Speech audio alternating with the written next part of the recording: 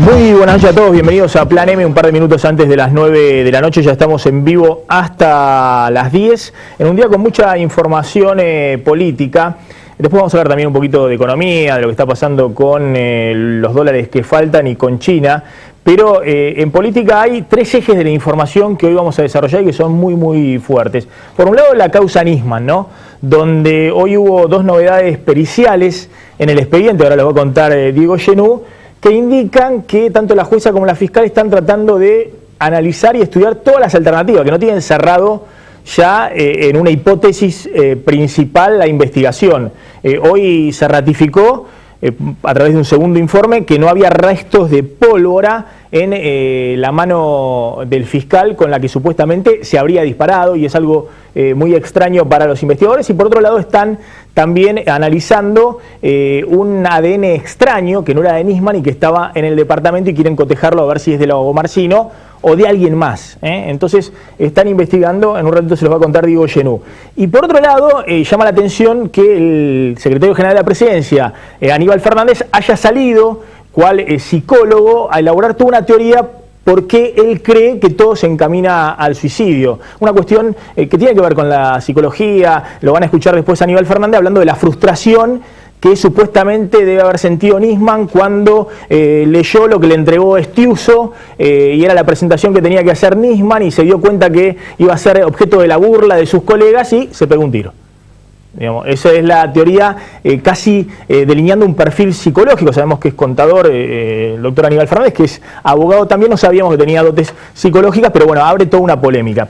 Vamos a hablar también un ratito de un hecho que a mí me parece gravísimo, solamente en Argentina puede pasar esto, yo diría como un dato más de la campaña, pero lo cierto es que hoy se conocieron escuchas telefónicas de un prefecto que sería agente de inteligencia de la Dirección Nacional de Criminal del Ministerio de Seguridad, un prefecto que ingresó en el 2013 al domicilio de Sergio Massa, portando, es decir, del principal candidato en la provincia de Buenos Aires en ese momento, y que después ganó la elección, al domicilio particular portando una pistola con silenciador. Lo atraparon, porque quedó registrado en las cámaras de seguridad, está preso hace 1 año y medio, no habló, no se quebró, era un prefecto, es decir, un funcionario público del gobierno nacional. Bueno, ahora todo indica que era un hombre de los servicios de inteligencia de prefectura, dirigidos por el Ministerio de Seguridad. Salió a desmentir el Ministerio de Seguridad que fuera agente de inteligencia, pero el hombre revistó siempre como agente de inteligencia, y él mismo lo dice en una escucha telefónica que se le hizo meses atrás, porque además tenía un celular desde la cárcel, con la cual llamó nuevamente al domicilio de Sergio Massa, amenazando a la esposa de Massa y a los hijos de muerte. Entonces, un hecho insólito y la verdad gravísimo, cualquiera sea el candidato, que un hombre de los servicios de inteligencia entra y se mete en la casa, en el domicilio particular de un candidato, en el 2013 el candidato principal en la provincia de Buenos Aires, y entra con una pistola con silenciador, buscando no se sabe qué. Y esto llama a preguntarse si este prefecto, que sigue preso, que no se quebró, que no habló, que se bancó 1 año y medio preso, la mujer afuera también, se habla también de que cobra unos sobres con los cuales se mantiene. ¿Quién le está pagando para que pueda seguir en la cárcel, preso, sin hablar, siendo prefecto, es decir, de la Fuerza de Seguridad Nacional, y ahora todo indica agente de inteligencia? Un ratito vamos a hablar, porque la pregunta, insisto, es ¿quién le ordenó espiar al candidato Massa? Hay una orden política para que un agente de seguridad se meta en la casa de un candidato político, un dirigente político opositor. Y después vamos a hablar, el tercer eje de información el día de hoy pasa por las declaraciones de Randazzo, fuertísimo. Randazzo hoy tuvo que salir a explicar una denuncia que hicieron los fondos buitre como parte del plan de extorsión al gobierno nacional. Lo han hecho con otros países, lo han hecho en África, lo han hecho en Perú, que salen a mostrar los incrementos patrimoniales de algunos funcionarios como una forma de extorsionar y buscar que esos funcionarios quieran negociar con los fondos buitre. Pero hoy Randazzo, en la conferencia de prensa, dijo que acá los candidatos de los buitres eran Massa, Macri y Scioli. Massa y Macri, bueno, se sabe que son opositores, para el gobierno son los buitres mismos.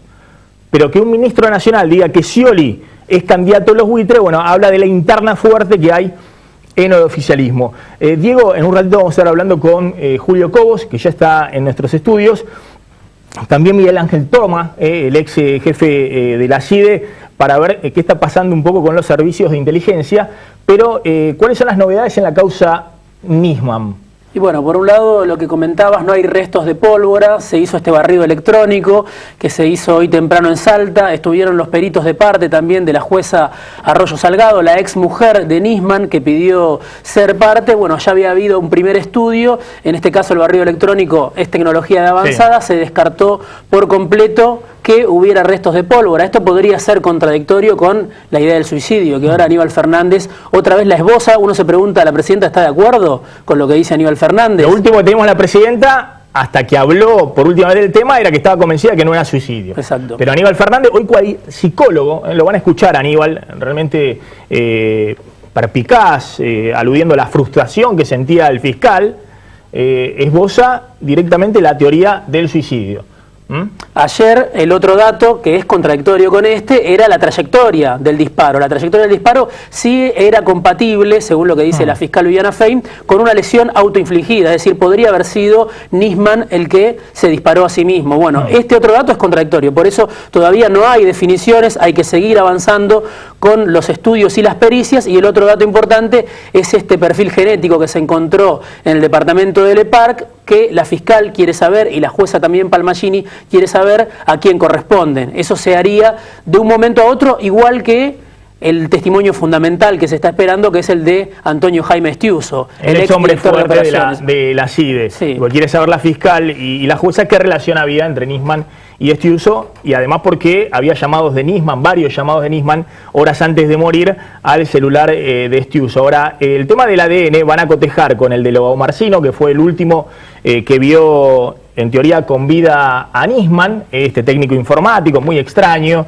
que cobraba 40.000 pesos de la fiscalía de Nisman, y que además le entregó el arma con la cual se produjo el disparo que dio muerte a Nisman.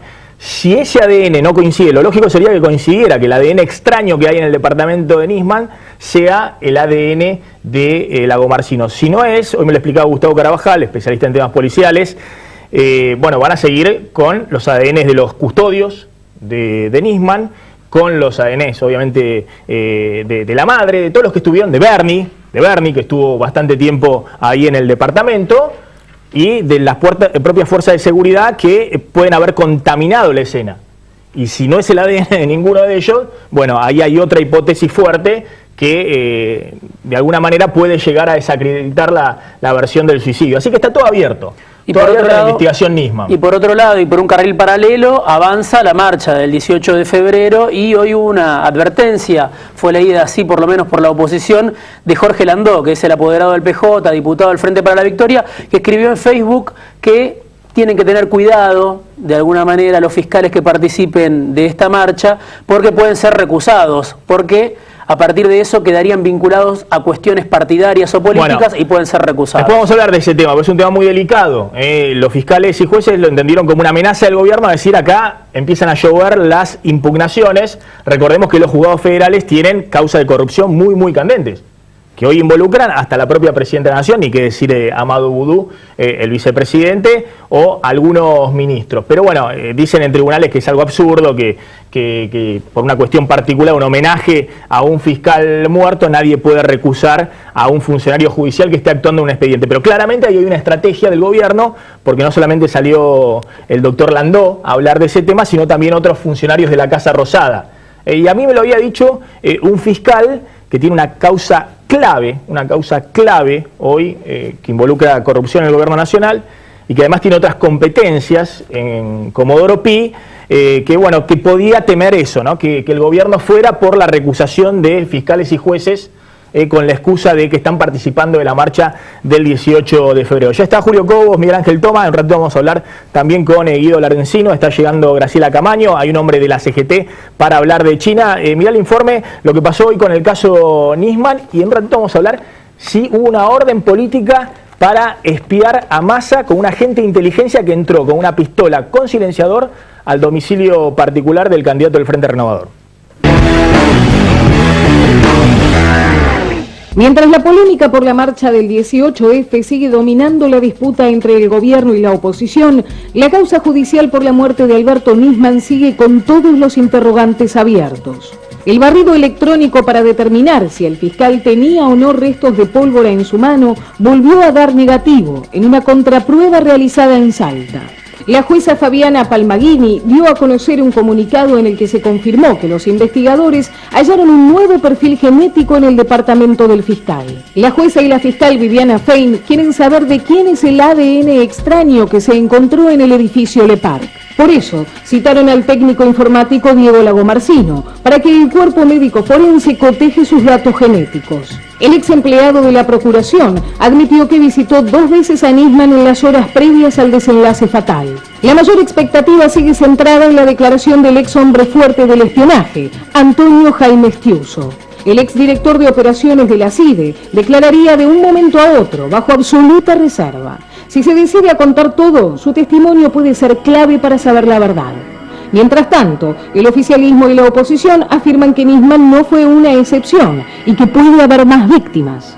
Y decirle al general Milani que a mí me han denunciado todos los corruptos de este país desde hace 20 años, pero que él es capaz de matar, como lo demostró el caso del soldado Ledo, y que en consecuencia no me mate. A través de Twitter, Luis Delía advirtió que Estiuso y él mismo pueden ser asesinados con el objetivo de golpear al gobierno nacional. Ante el silencio de la presidenta, que había asegurado que lo de Nisman fue un crimen, ahora la Casa Rosada refuerza la hipótesis del suicidio. Tengo que sostener que la primera causa de la muerte, la primera hipótesis valedera con la que nosotros contamos es el suicidio. ¿Cristina volvió a cambiar de parecer o sigue convencida de que alguien mató a Nisman para perjudicarla? ¿Quién está detrás de la muerte del fiscal?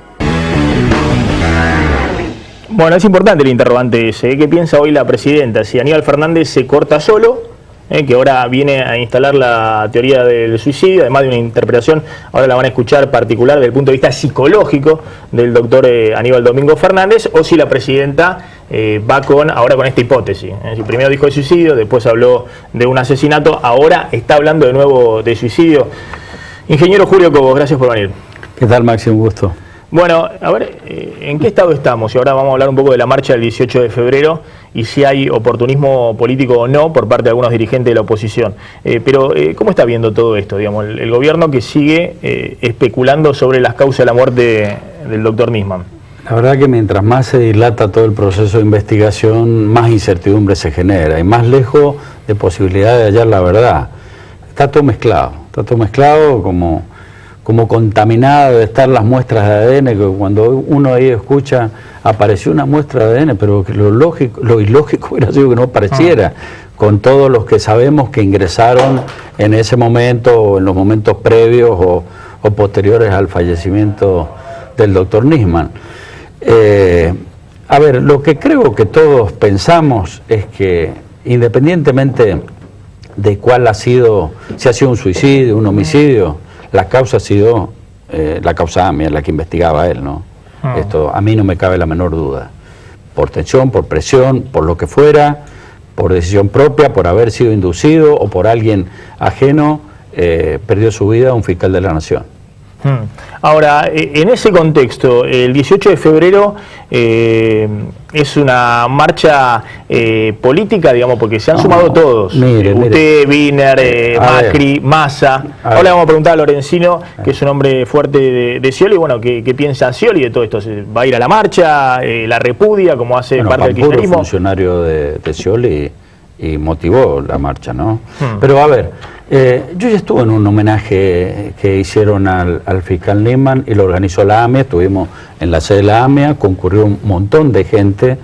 En este caso, en vez de ser en un acto donde habló el presidente de la AMIA y la DAIA, es una marcha en silencio, con respeto, no hay oportunismo partidario, simplemente que todos los hombres y mujeres de bien que quieren homenajear a un hombre que se animó a investigar el poder, es decir, a cumplir con su función, en definitiva, para eso están los fiscales, ¿no? Y los jueces. Bueno, se realiza este homenaje. El gobierno creo que una vez más se equivoca, como se equivocó en la tardía reacción que tuvo la señora Presidenta de la Nación en dar una cadena oficial después confusa y contradictoria y tardía, se equivoca ahora en la forma de reaccionar, diciendo, justamente poniendo blanco sobre negro, diciendo que los fiscales, como me acabo de enterar, porque estoy llegando... Que los pueden recusar en las causas que involucren al gobierno. Un gobierno que proponía partidizar la justicia con el Consejo de la Magistratura, todas estas cosas. Lo que pasa es que están en la mentalidad de ellos, piensan de esa forma. Si ellos estarían de esta forma, hubiera ocurrido al revés, supongamos que estuviera gobernando otro partido y hubiera ocurrido esta situación, sí estarían organizando una marcha partidaria. Así que los fiscales, sus compañeros de trabajo, están diciendo vamos a homenajear a un compañero de trabajo. Yo lleno una pregunta para Julio Cobos. Usted en una de las notas que escribió hace poco sobre el caso Nisman dijo que era urgente reformar los servicios de inteligencia, que no con esta ley que está enviando ahora el gobierno, pero sí que hace falta urgente reformar todo el sistema de inteligencia. Pero todo, porque acá nos olvidamos de la CIA del Ejército, nos olvidamos del Ministerio de Seguridad, de Gendarmería, el Proyecto X. La verdad que tenemos que poner los servicios de inteligencia en función de la defensa de los ciudadanos, del país. ¿Pero cree que hubo servicios de inteligencia involucrados en la muerte de Nisman? Mire, está todo relacionado. Ahora vamos a escucharlo a Estiuso, no sé, a escucharlo, por lo menos enterarnos a ver de qué se trata. Pero sin duda que están mezclados los servicios. ¿Usted no lo conoce a Estiuso? No, no lo conozco. Cuando fue vicepresidente no lo vio. Por ahí me han dicho que no es esa persona, pero bueno, yo no, como no lo conozco, la imagen que por ahí aparece me dice que no es la de él. La que apareció en Perfil el domingo. Sí, sí. Que Estiuso hizo una jugadita para... tengo versiones, cuando ocurrió lo del campo, me llegó a mí, ahora me llega, Estiuso era el que te seguía a vos, te investigaba a vos, bueno, qué sé yo. Yo le digo, la verdad que yo no necesitaba que me investigaran, porque uno al tener custodia, sabían el seguimiento donde iba, pero es bueno que así sea, porque para cumplir bien con un servicio de custodia, necesita cumplir con un protocolo, y si hoy estoy en el programa, en un lugar sabrían, yo no tengo custodia ahora de que terminó mi mandato de vicepresidente, pero informaban los muchachos, estamos yendo con el jefe o con el número 2, como dirían en ese entonces, al programa de Máximo Montenegro. Bueno, y se estaciona acá, está Cobo hablando, pasaban información a diario, por eso a mí me sorprende mucho también lo que escucho, de que Nisman dijo, no, la custodia que hoy no venga, entonces no podés hacerlo. Hay una responsabilidad, hay una responsabilidad superior de encima. Los mandos policiales, de los mandos policiales y en todo caso el Ministerio de Seguridad. Mirá que yo por ahí salí a correr en Mendoza, donde es todo tranquilo, no me gusta correr con alguien que te siga. Y bueno, y sin embargo me seguían, y yo entendía que esto tenía que ser así. A ver, esto decía hoy Aníbal Fernández respecto a lo que es la teoría ahora, y uno se pregunta si es del gobierno o solo de Aníbal. La teoría, para sintetizarla, es un poco así. Estiuso, el jefe de inteligencia, el hombre fuerte, le escribe el dictamen, la denuncia de Nisman contra la presidenta de encubrimiento y demás. Nisman, cuando ve el bodoque que le escribe Estiuso, así dijo Aníbal, el bodoque, se deprime. Porque tiene una gran frustración. Piensa que cuando presente eso va a ser víctima de las pullas y de las bromas y las burlas de sus colegas, de los juristas. Y que eso habría llevado al doctor Nisman a dar por final de su vida. Ahora escúchalo, Aníbal. La frustración que seguramente debería generar un hombre formado y preparado en el derecho como el doctor Nisman, de haber firmado el bodoque que le dio Estiuso para que firmara y presentara. Déjeme terminar un segundito, y ya se lo termino, le prometo que le termino.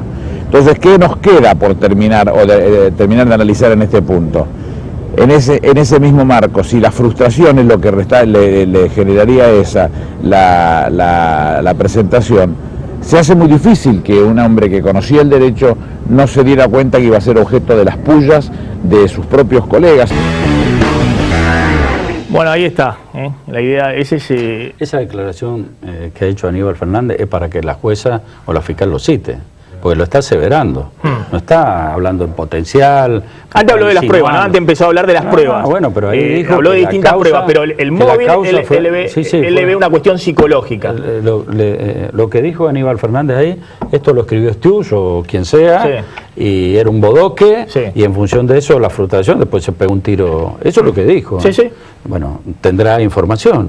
me parece que lo tiene que citar la fiscal. Usted dice como secretario de la presidencia tendría que aportar información. Lo está aseverando, obviamente. Bueno, eso es lo que tiene que hacer el gobierno, por esa disposición, y no empezar a especular que todo es conspirativo, que son golpes, todas estas cosas que lo único que hacen es que generen más bronca, una sociedad que lo único que quiere saber es que es realmente lo que pasó.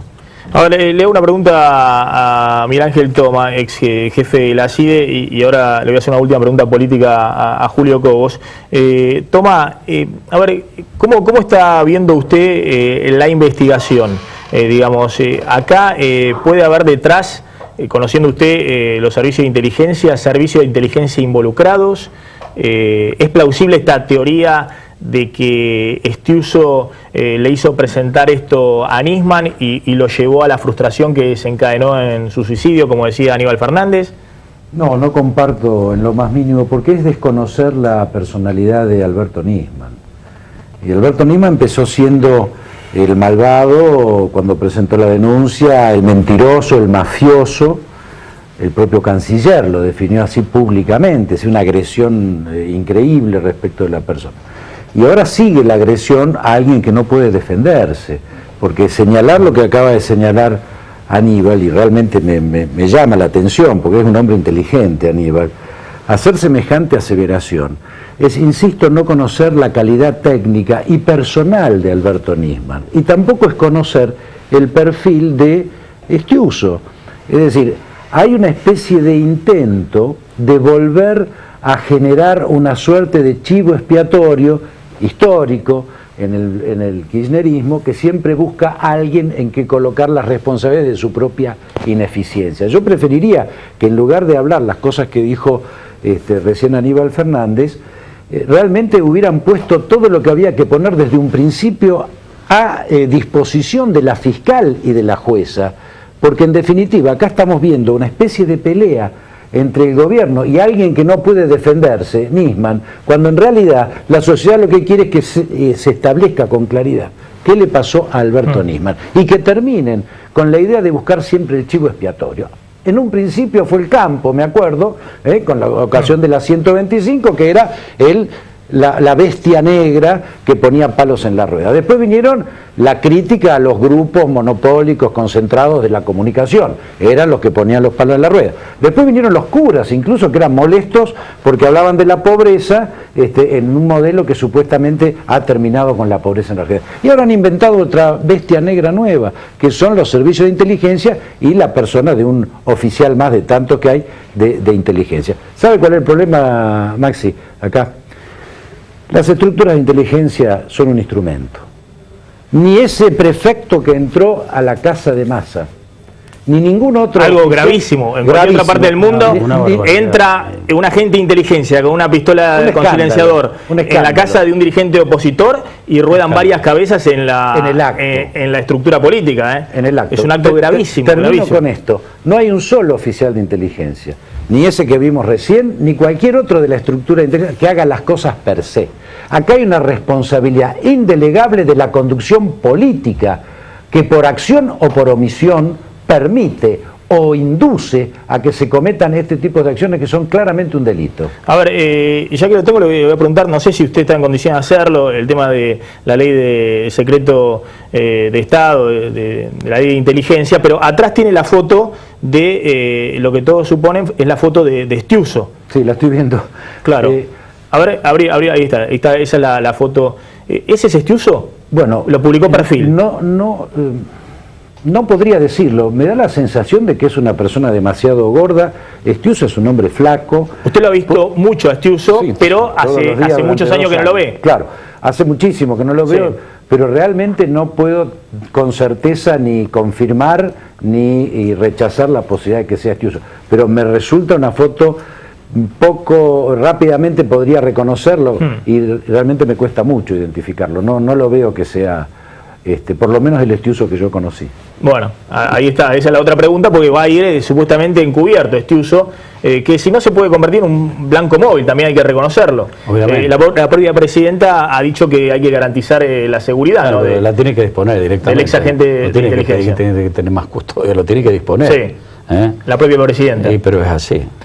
Y como usted decía también una barbaridad lo que sucedió con Massa, digamos, la campaña de... Yo me acuerdo que en el momento, hasta llegaron a decir que era un escenario armado por Massa, un poco más, es una barbaridad. Claro. Y que esté un tipo ahí 1 año y medio que no toman declaración, no pasa nada. Es raro que un tipo por robo en este país esté 1 año y medio preso. Llama la atención, pudiendo haber salido bajo fianza o declarado o estar en otro proceso. Hay algo raro y es gravísimo esto que ocurre, pero lo que pasa es que en nuestro país nos hemos mal acostumbrado a todas estas cosas y ya parecen todas normales, ¿no? Ahora vamos a escuchar las escuchas telefónicas justamente de este oficial de prefectura que había entrado a la casa de Massa, de apellido Díaz, y que, bueno, ahora habla con la esposa, con un celular desde adentro de la cárcel, y con ese mismo celular llama el año pasado a la casa de Massa, hacia septiembre, para radicar una denuncia, una amenaza de muerte contra la esposa de Massa y contra los hijos. Tanto de las modificaciones de la CIDE y todo eso, por lo que yo escuché. Sí. Diego, la última para Cobos. Sí, ¿cómo cambia la oposición con la muerte de Nisman, si es que cambia? Porque usted se oponía hasta hace poco a un acuerdo más grande, donde vayan todos los partidos, donde entre Sergio Massa, el PRO. Apareció la foto de Carrió con Macri. Yo sigo manteniendo lo mismo. Dice que hay que ir todos juntos, que tiene que ir más. Lo que hay un mensaje de la ciudadanía, pues estamos viviendo un momento de gravedad institucional muy grande. El tema económico no está solucionado, ha pasado a un segundo plano, pero evidentemente esto es un problema institucional. Y yo lo que digo, que a diferencia de lo que ocurrió en el 2001, 2002, cuando la crisis era económica, que la gente decía que se vayan todos, acá te pide únanse, júntense, hagan algo. Bueno, y yo lo que he expresado es que necesitamos sin que esto implique ir todos a las primarias, porque la verdad que es un tanto inviable esta posibilidad, no solo que va más allá inclusive a lo mejor de la voluntad que puede tener el radicalismo, porque el PRO no quiere, el socialismo tampoco. Entonces yo lo que digo, a ver, interpretemos una sociedad que nos dice, bueno, ¿por qué no se juntan, se ponen de acuerdo? Y yo siempre he defendido lo que son las políticas de Estado, porque vengo de una provincia que más de una vez lo he comentado acá, que no hay reelección y eso te obliga a encontrar políticas que vayan más allá de tu gestión. Y bueno, esto es lo que yo he expresado. Mire, cada uno dentro de su espacio, pero para gobernar este país, y sobre todo si algún espacio de la oposición se siente con la certeza de llegar al poder y gobernar este país, va a llegar con 50 o 60 legisladores en la Cámara de Diputados. Es imposible cambiar el rumbo de este país si no nos ponemos de acuerdo en grandes cosas. Siempre nos han preguntado acá, ¿qué leyes derogan? ¿Qué se cambia? ¿Qué política de Estado en materia de seguridad, energía, educación necesitamos implementar? Esto es lo que yo estoy proponiendo. No he cambiado nada, sigo sosteniendo lo mismo, pero quiero interpretar y darle una respuesta a la sociedad que nos está pidiendo que nos pongamos de acuerdo. ¿Descartó ser candidato a gobernador ya? Ya lo he descartado hace tiempo. Pero ya oficialmente hemos apoyado, el radicalismo ha logrado una fórmula de unidad que es Cornejo Montero, vamos a ganar las elecciones, tenemos elecciones ahora primarias en Capital, vamos con la lista 3 y ahí sí estamos abiertos a todo aquello que nos quieran apoyar, pero esa es la fórmula, no se mezcla la fórmula, los partidos que quieran apoyar, la bienvenida. Háganla pasar a la diputada Camaño, que quiero que hablemos un poquito con Guido Lorenzino, antes también de hablar del tema de Massa, de la marcha del 18F, el 18 de febrero. Cobos, la última de mi parte, ¿va a la marcha entonces? A la 18? Vamos a la marcha, sí, a rendir homenaje al fiscal Nisman. Y desde el punto de vista electoral, se lo preguntaba a Diego, pero ¿usted cree que hoy es necesario algún tipo de encuentro de todos los partidos políticos? Sí. De todo. Usted incluye ahí a Massa, a Macri, a todos. Pero no digo para ir a una primaria, que se entienda bien. Digo ponernos de acuerdo en los grandes temas que necesita nuestro país. Necesita una visión de largo plazo. Hoy no la tiene. Si no, vamos a seguir con los mismos problemas estructurales que tenemos ahora. Problemas que tenemos que abarcar en lo institucional, en lo económico y en lo social. Si nos ponemos de acuerdo, el que llegue va a poder tomar las medidas que hay que tomar, que son medidas de fondo, bueno, con el apoyo del otro partido. Después veremos cada uno en función de la impronta que le dé el gobierno, pero si realmente hay vocación de gobernar y de lograr una gobernabilidad, Bueno, necesitamos un mínimo de acuerdo. Cobos, gracias por haber venido esta noche a Plan M. Guido Lorenzino, está la diputada Graciela Camaño. Lorenzino, ¿qué hace Scioli con la marcha? ¿Va a la marcha? ¿Cree que es una marcha protogolpista, como han dicho sectores del kirchnerismo que ahora hablan de golpe blando? No, a ver, me parece que toda expresión popular es legítima. Creo que lo primero que hay que tener en claro es que cuando la gente se manifiesta, nos guste o no nos guste, estemos de acuerdo o no estemos de acuerdo, uno tiene que ser muy respetuoso. También me queda claro que la organiza un sector de la justicia que tiene una mirada en particular y que es apoyada por sectores de la oposición. Con lo cual, la verdad que lo que hay que honrar es la memoria de Nisman, que se tiene que esclarecer rápidamente y la justicia poner luz, porque la verdad que la que tiene que traer luz a esta situación es la justicia. Podemos opinar en este programa de televisión, podemos opinar los distintos dirigentes políticos, pero lo importante es lo que diga la jueza y lo que diga la fiscal respecto a quién lo mató a Nisman. Y en esta marcha, bueno, será algo para mirar, un hecho político. ¿Cree que, como dice el gobierno, esta amenaza de que se puedan recusar a fiscales o jueces que vayan a la marcha y que al mismo tiempo tengan causas muy importantes de investigación de supuestos casos de corrupción del gobierno que involucran desde el vicepresidente de la Nación, la propia presidenta? Eso será una estrategia procesal que cada uno podrá utilizar o no. Lo que sí yo creo, y en esto hay que ser también muy honestos, la marcha tiene un significado político, más allá de lo altruista y lo honorable de la memoria de Nisman y el esclarecimiento y el apoyo de sus pares. Creo que claramente acá lo que se busca también, y algunos en particular, sacar una tajada política. No digo que todos, y no digo que la gente genuinamente se va a volcar a las calles, muchos, pocos, los que sean, pero se vuelca a la calle. Cualquier expresión popular es buena, pero también no es ingenuo que la dirigencia política de la oposición se está montando y algunos en particular quieren sacar un beneficio, un rédito político personal. Por eso yo siempre digo, lo más sabio es que la gente en algún momento vota, y la gente vota. Todo esto que discutimos acá, un día, un domingo lo pone y lo pone en un voto. Entonces creo que es respetuoso que la gente salga, es genuino que la oposición apoye y también es legítimo que esto tiene una lectura política y se produce un hecho político desde la oposición. Diputada Camaño, bueno, ¿existe el riesgo que efectivamente la marcha puede ser interpretada como un acto político porque van dirigentes de la oposición, Massa, Macri, el Frente Unen, y que los fiscales y los jueces que estén ahí puedan ser sacados de causas muy importantes que hoy se están investigando, por ejemplo, causa de corrupción? Yo lo que creo es que hay que ponerle el contexto a todas las cosas, porque no sucedió que de repente se volvieron locos 4 fiscales y convocaron a una marcha. En la Argentina acaba de suceder un acontecimiento que va a signar la década. Cuando se mire la historia dentro de 50 años, este acontecimiento, o sea, un fiscal denunciando a la Presidenta de la República por encubrir el acto terrorista más tremendo no de la Argentina, el que inauguró los actos terroristas en el mundo, denuncia, pide concurrir al Congreso para ampliar su denuncia, el día antes de venir al Congreso muere. Esto lo va a estudiar la historia. Hay 2 acontecimientos en esta década, la asunción del Papa Francisco y este tema. Y ese es el contexto. Entonces, si en ese contexto analizamos, me parece que hablar de ganancia política es de una vileza total. Nosotros, bajo ningún punto de vista, compartimos una mirada de ese tipo. Me parece que ni vale la pena analizarlo. Nosotros lo que sí entendemos es que la sociedad ha sido muy golpeada, y esto lo demuestra cualquier encuesta de opinión. Hay más de un 90% de argentinos que sabe que esto lo ha conmocionado. Y entonces nosotros tenemos la obligación, y la tenemos todos los dirigentes políticos, de acompañar a la sociedad. Lo que sucede es que hay algunos que aparentemente se ponen en un lugar desde el cual se pretende impugnar la marcha, que por otra parte los organizadores han sido muy claros.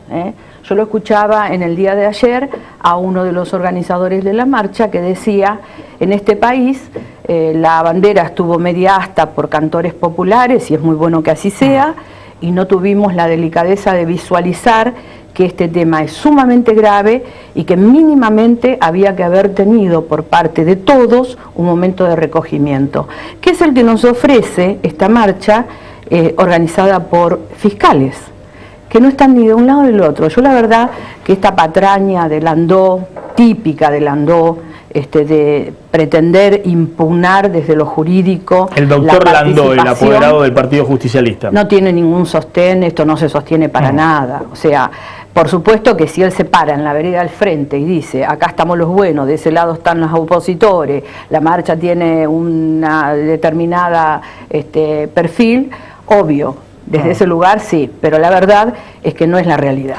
Acá está también Jorge Solá, vamos a hablar un ratito con Jorge, sí, ese hombre de Moyano, en el Instituto de Estadísticas de la CGT, quiero hablar un poquito después de qué está pasando con China. Respecto a esta marcha, sí, no me parece, digamos, dejar de lado que también está organizada por los trabajadores judiciales, a través de Julio Primato, y eso implica también sacarle un contexto solamente político. Es un hecho social.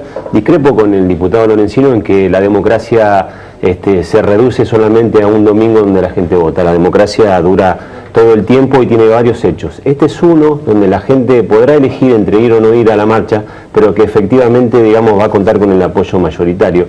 Y en ese aspecto la dirigencia gremial, los propios trabajadores preocupados por esto van a acompañar, ¿no? A ver, ahora volvemos. Miguel Ángel Toma, ¿están descontrolados hoy los servicios de inteligencia? Está descontrolada quien conduce a las instituciones de este país, entre otros los servicios de inteligencia. Yo lo decía recién, los servicios de inteligencia son un instrumento, depende de cómo se los utilice, si son positivos o negativos. La función de la inteligencia, Maxi, es una sola. Lo dice la ley 25.520 que quieren derogar y modificar ahora, con un trámite exprés, inaceptable. La inteligencia tiene la función de proteger los intereses estratégicos de la nación frente a cualquier amenaza de naturaleza interna o externa. Esta es la función de la inteligencia. Cuando un gobierno utiliza la inteligencia, no para esto, sino en función de la preservación de sus intereses particulares, muchos de ellos espurios, de un gobierno circunstancial, está corrompiendo las instituciones, la está obligando a delinquir. Y luego, cuando esas instituciones sospechan de que no les sirven, hacen lo que acaba de hacer la Presidente, las disuelve, que en realidad no es una disolución, es simplemente una mascarada. Una mascarada. Así pasan todos los agentes de la ex-IDE a la nueva Agencia Federal de Inteligencia. Eso por un lado. Salvo 2 o 3 agentes como Estiuso, digamos. O más, especialmente los que eran especialistas en contraterrorismo, casualmente. Pero yo voy a otra cosa, es una mascarada y una cortina de humo, sencillamente porque este intento de modificar la ley de inteligencia encubre lo que realmente pretende el gobierno, que es colocar las escuchas judiciales en el área de la procuración. ¿Por qué? Porque este gobierno está buscando impunidad. Y nada mejor que saber lo que están investigando los jueces y a quiénes están investigando cuando un juez pide la interferencia de un teléfono. Con lo cual, lo que se están garantizando con esta operación, espuria sin duda, son instancias de impunidad después del 10 de diciembre. Ahora digo yo, una pregunta para Toma. Sí, ¿por qué dice que Estiuso era un agente más? Porque todo el mundo, el retrato que se hace de él es que era una persona de alto profesionalismo, que fue clave por lo menos desde que volvió a la democracia, aunque estaba desde 1972, que fue clave para el kirchnerismo, que el kirchnerismo lo usó hasta hace poco, que los gobiernos anteriores también lo utilizaron. Usted dice que era un agente más. No, a ver, en primer lugar comparto que era un oficial de inteligencia altamente formado y de un desempeño muy significativo, especialmente en el tema contraterrorismo. Fue uno de los tantos, pero muy importante, en el informe que hicimos durante el gobierno del doctor Eduardo Duhalde, donde pusimos en blanco y negro y con prueba suficiente como para determinar cómo fue el atentado y quiénes fueron los responsables, irán concretamente. Eso por un lado. En segundo lugar, ha adquirido notoriedad, es una especie de bestia negra en la cual depositar años de ausencia de conducción legítima de la Secretaría, donde la Secretaría de Inteligencia fue sacada de su función y se puso a hacer espionaje interno. Que usted lo conoció y sí, lo conocí y reitero el concepto, pero insisto, hay muchos hombres y mujeres que trabajan honesta y eficientemente en la inteligencia y no han sido convertidos en bestias negras. Yo creo que acá hay una deliberada intención de colocar en una institución y en uno de sus oficiales la responsabilidad de un gobierno que no atina bajo ningún punto de vista a poner lo que tiene que poner para lo que quiere la sociedad. Ahora, Toma, discúlpeme una cosa, ¿no? Porque hay algo que los periodistas verdaderamente no creemos lo que usted está diciendo, que el kirchnerismo inauguró el espiar a dirigentes opositores o a empresarios, lo que sea. No lo inauguró, pero se hizo durante la época de Menem, se hizo durante la época de Duhalde, se hizo en todo momento. No, y en esto voy a ser muy enfático. No usted me dice que justo en la década menemista o durante su gestión nadie espió a nadie, digamos, que solamente se esperaba la resolución del juez para pinchar un teléfono, no pinchaban nada más. Absolutamente fue así durante la gestión de Duhalde. Tanto es así. Perdóneme, pero... Bueno, es lógico. Mire, usted expresa la sociedad y la sociedad percibe estas cosas, pero es obligación nuestra también decirles que no todos son iguales y que la generalización es muy injusta. Yo quiero ser muy enfático. Durante el periodo de la administración del doctor Duhalde no hubo una sola denuncia, sospecha, ni rumor de que se estaban haciendo acciones de espionaje interno usando los servicios de inteligencia. Por el contrario, lo podemos ver hasta en la información pública de la época. Se trabajó en el informe... Bueno, pero discúlpeme, cuando llegan los Kirchner al poder, tenían detrás la sospecha, parece certificada, de que los seguían a ellos como candidato, tanto a Cristina como a Néstor Kirchner. Yo lo hablé eso personalmente siendo jefe de inteligencia. Que la CIE los estaba siguiendo. Con Néstor Kirchner, y Kirchner tenía una enorme capacidad para inventar conspiraciones contra él, porque supuestamente si era el candidato que había elegido Duhalde, ¿qué razón había para perseguirlo?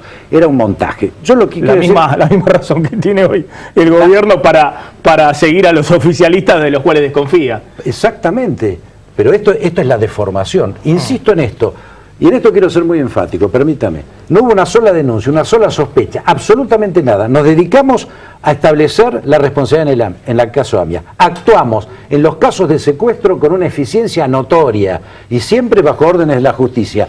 Descubrimos incluso el asesinato de Esquenoni y pusimos preso en el caso a Conce, de Costec y Santillán, la CID estaba involucrada también. No, en absoluto. Y voy a decir algo más. Oscar Rodríguez. Me alegro, no, nunca, en ningún momento hubo ningún elemento consistente para hacer esa afirmación. Por el contrario, en el caso de la muerte de Costec y Santillán, a diferencia de muchas otras cosas que ocurrieron después, en 48 horas se estableció quién era el asesino y nadie lo protegió, y hoy todavía está cumpliendo la condena. Esta es la enorme diferencia entre conducir democráticamente los servicios o utilizarlo en función de los intereses de un gobierno. Quédese un segundo ahí, Tomás, le quiero hacer una pregunta respecto a qué están dispuestos a hacer hoy, o incluso ayer, un agente de inteligencia. Es decir, si como ocurre en otros países, lo que vemos en las películas, son capaces incluso de matar, digamos, si se encuentran ante una situación complicada. A ver, mirá la primera de las escuchas de este agente de inteligencia de prefectura que hoy está preso y que en el año 2013, en plena campaña electoral en la provincia de Buenos Aires, ingresó al domicilio de Sergio Massa en Tigre, en un barrio privado, portando una pistola con silenciador. ¿Cómo se llama el agente? Gorgonio Alcides Díaz. Gorgonio Alcides Díaz. Hace 1 año y medio que está preso, pero enganchan esta comunicación telefónica porque en septiembre del año pasado, desde la cárcel, con un celular, llamaba al domicilio de Massa amenazando de muerte a Malena Galmarini y a sus hijos. Se abre otra causa judicial en la cual se intervienen todos los teléfonos de la casa de Massa para escuchar las comunicaciones y también los del posible celular de donde estaban llamando.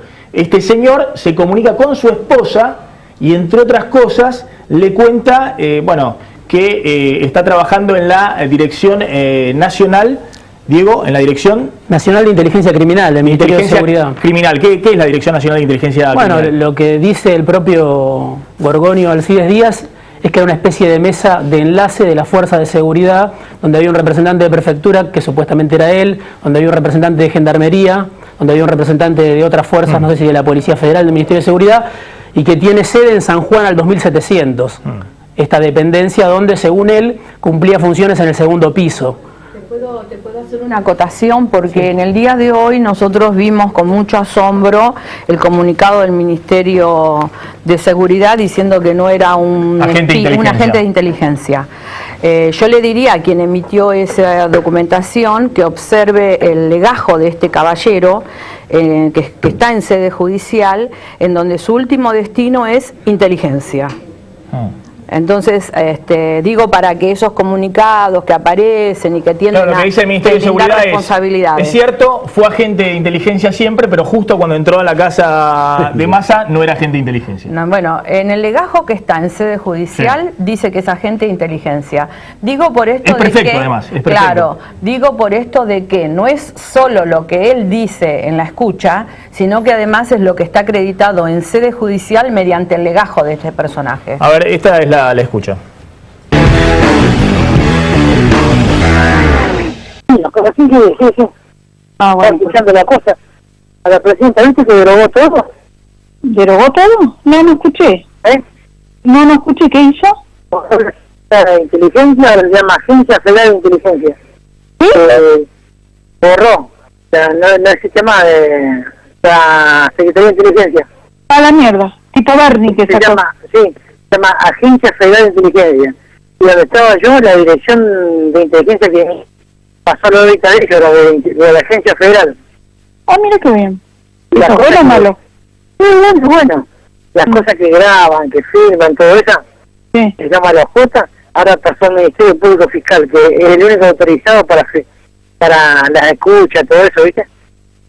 ¿Y eso está bueno? No sé si está bueno, porque los fiscales se venden como nada. Y bueno, sí, lamentablemente sí. Claro. Mierda, pero bueno, pero como sabe que se va, descabezó todo, eso te quiero decir. Claro, sí, olvídate. ¿Me entendés? O sea, está bien para un gobierno sano. Sí, no para esto. Pero siempre para un gobierno le conviene mantener la inteligencia de su lado, qué sé yo. Claro, pero ahora no. Pero ¿y eso tiene que ver con la frontera y todo eso también? No, eso va así, interior, todo va así, nada más. Ahora, la inteligencia, cada fuerza lo reportaba a la inteligencia criminal, ¿viste? Mira vos. Claro, eso estaba arriba de tu oficina, ¿no? Exacto, arriba, exacto. Sí. Está en el tercero, cuarto y quinto piso.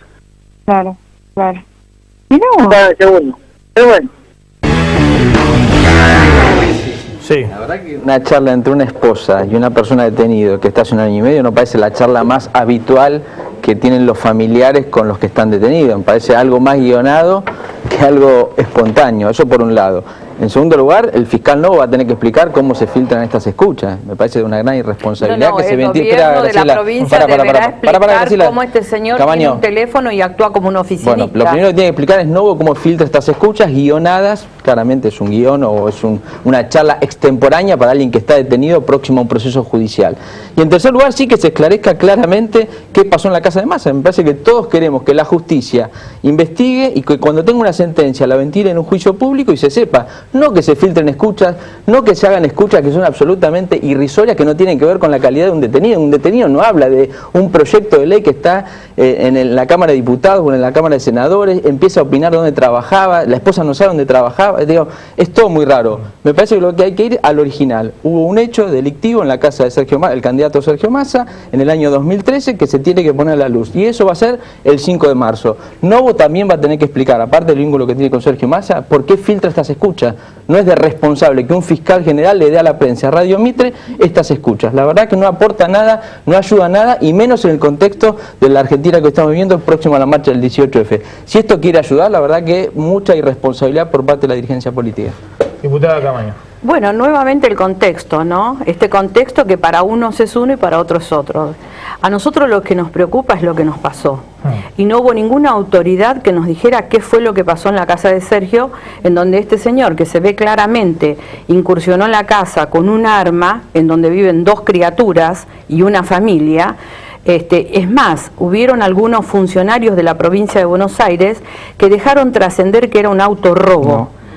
Sí, hubieron muchísimas declaraciones y pusieron en tela de juicio, como lo estás haciendo hoy vos, a la investigación, que era un autorrobo. Entonces, acá las cosas están sumamente claras. Hay un señor que entró a la casa de Sergio Massa a amedrentar a su familia en pleno proceso electoral.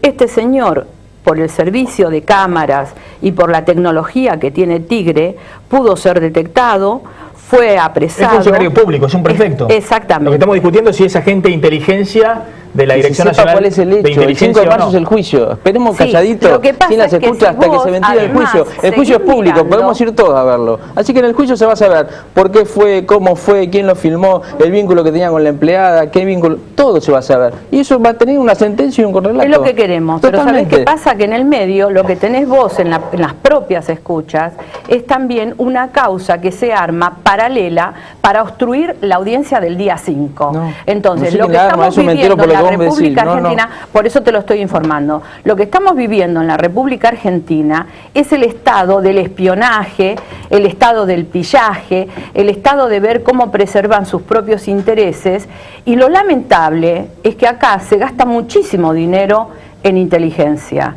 Desde el año 2005 a la fecha se han gastado 4.600 millones de pesos en inteligencia. ¿Sabés cuánto se incrementó el presupuesto en materia de inteligencia entre el presupuesto ejecutado en el 2005 y el 2014?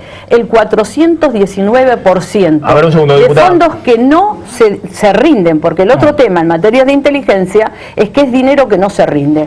Y para lo único que está sirviendo es para este tipo de cosas que están a la vista. Ahora seguimos, una tanda muy cortita, 1 minuto y volvemos.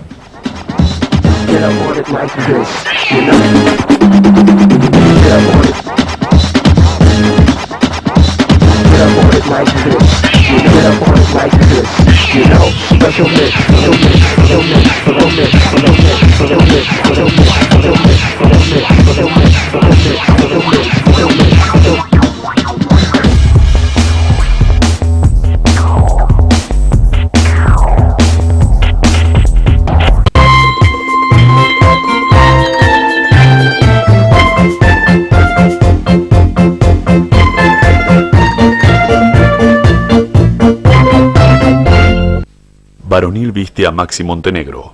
Trajes a medida y etiqueta para niños y hombres. Venta por mayor y menor. Todas las tarjetas, 12 pagos sin interés. Santa Fe, sinónimo de desarrollo de maquinaria agrícola de Argentina para el mundo. Aquí, como en todo el país, a la hora de renovar sus excedentes, las empresas piensan en el especialista, Adrián Mercado.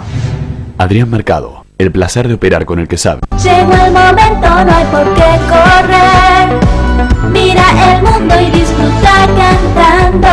Respeta la velocidad, disfruta. Un cambio hay que bajar. Relojes Feró, para marcar los momentos inolvidables. El mejor regalo para ella, para él y para vos. Con su colección de diseños exclusivos. Relojes Feró, adquiéralos en las joyerías y relojerías más importantes del país.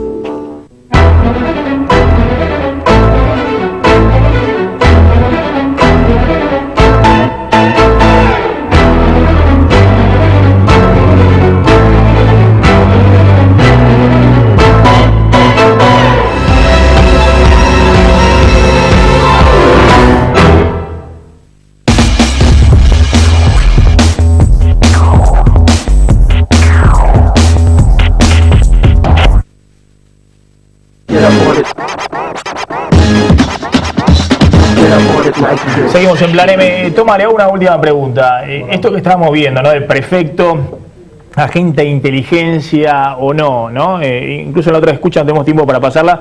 El prefecto dice, anda a buscar, le dice a la señora, unos sobres por una dirección que supuestamente es una dirección oficial de prefectura. Es decir, de alguna manera vive el prefecto dentro de la cárcel 1 año y medio y la esposa fuera de la cárcel, alguien lo mantiene, digamos, ¿no? Y no ha hablado. ¿Esto puede ser niveles intermedios o bajos de inteligencia que se meten a una casa buscando algo, buscando robar, buscando información y después venderla? Bajo ningún punto de vista. Ningún oficial de inteligencia va a actuar por la propia y, como después usted bien señala, 1 año y medio preso y sigue como si nada hubiera pasado. Evidentemente fue enviado. Acá hay una responsabilidad política clarísima en esta acción y en todas las acciones que hemos verificado donde los servicios de inteligencia, insisto, fueron usados en función del gobierno. Es más, voy a agregar algo a lo que decía Graciela Camaño. Desde el 2010 en adelante, el presupuesto de la inteligencia vinculada a la seguridad, esto es la inteligencia criminal, la que debe actuar para descubrir los crímenes, luchar contra el narcotráfico, etcétera, prácticamente tuvo una asignación presupuestaria cero producto de la inflación. La inteligencia militar que dirige el general César Milani se quintuplicó el presupuesto en un país que no tiene hipótesis de conflicto. Entonces, perdón, nosotros, los ciudadanos de a pie, yo no soy candidato a nada, no tengo la obligación de decir nada lo políticamente correcto, pero sí tengo la obligación como ciudadano de preguntar, señor, ¿en qué la usó? No me vengan a contar que fue para inteligencia externa. A ver, vamos a hablar también de algo que tal vez está pasando, que no se termina de definir cuál es el candidato del oficialismo. Digamos, parece ser Scioli, pero hoy sale Randazzo. Míralo, 40 segundos. Randazzo respondiendo a una denuncia de los fondos buitre hoy desde Nueva York, hablando del patrimonio de los funcionarios, una metodología que usan los fondos buitre para extorsionar a los países en las negociaciones por la deuda. Pero presta atención cuando Randazzo habla de que Scioli es uno de los candidatos de los fondos buitre. Para mí es un halago que me ataquen los fondos buitres, porque son verdaderamente unos delincuentes que pretenden lucrar con el esfuerzo que ha hecho el pueblo argentino en los últimos 12 años. En mi caso, el ataque de Paul Singer y sus secuaces tiene que ver con que soy precandidato a presidente de este gobierno. Está claro que el carácter de esta vergonzosa y poco seria presentación de estos buitres es política, porque ellos también tienen candidato, no lo digo yo, lo dicen ellos, Macri, Massa y Scioli.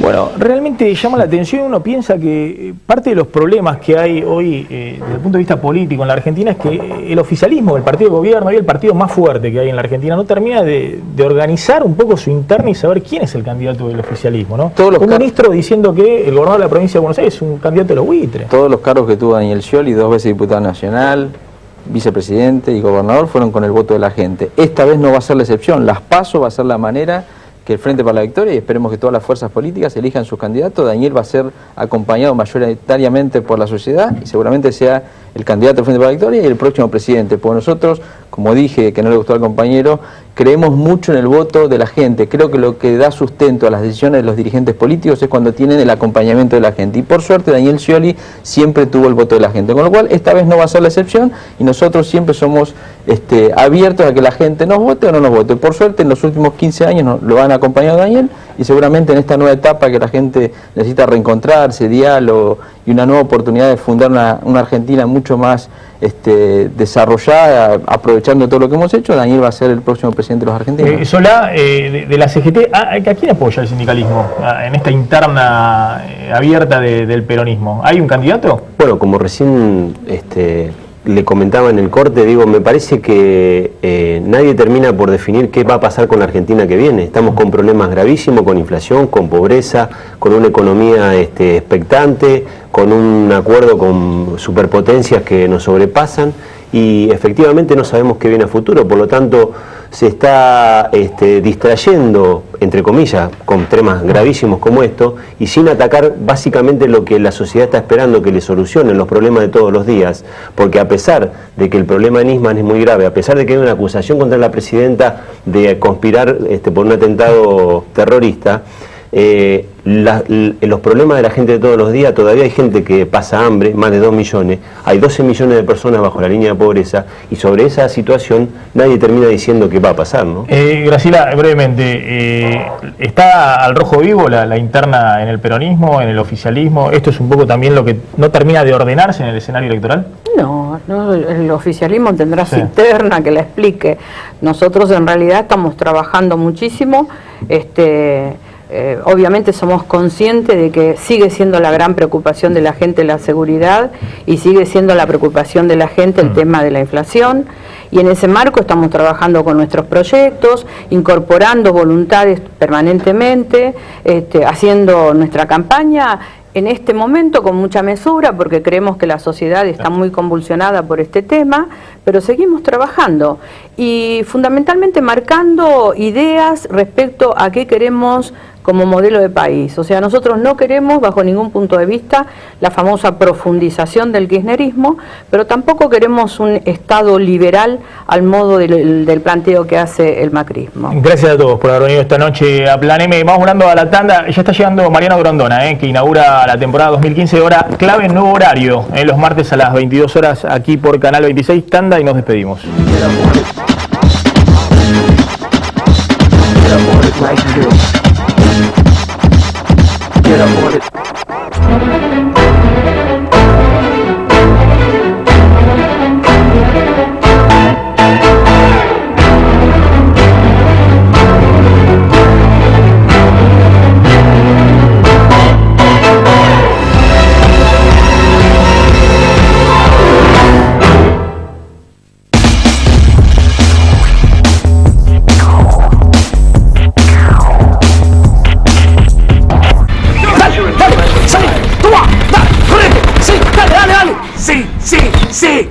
¡Vamos! ¡Jugando esto soy un monstruo! Cada vez somos menos raros los bichos raros que elegimos Cunnington Cola. Cunnington, corta la sed. El feriado del carnaval lo vas a festejar a lo grande en La Matanza. Desde las 18 horas, todos los días, más de 60 murgas. Y para cerrar, shows imperdibles.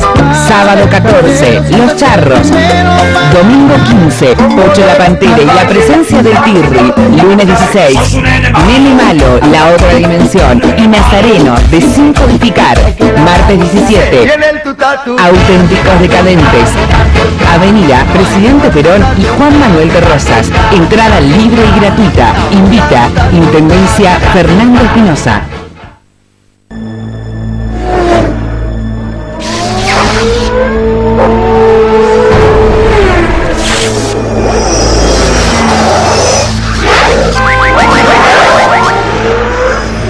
Internet de alta velocidad. 10, 20, 40 y hasta 100 megas. Sí, escuchaste bien, 100 megas. Llama ahora al 3969-2222. Telecentro.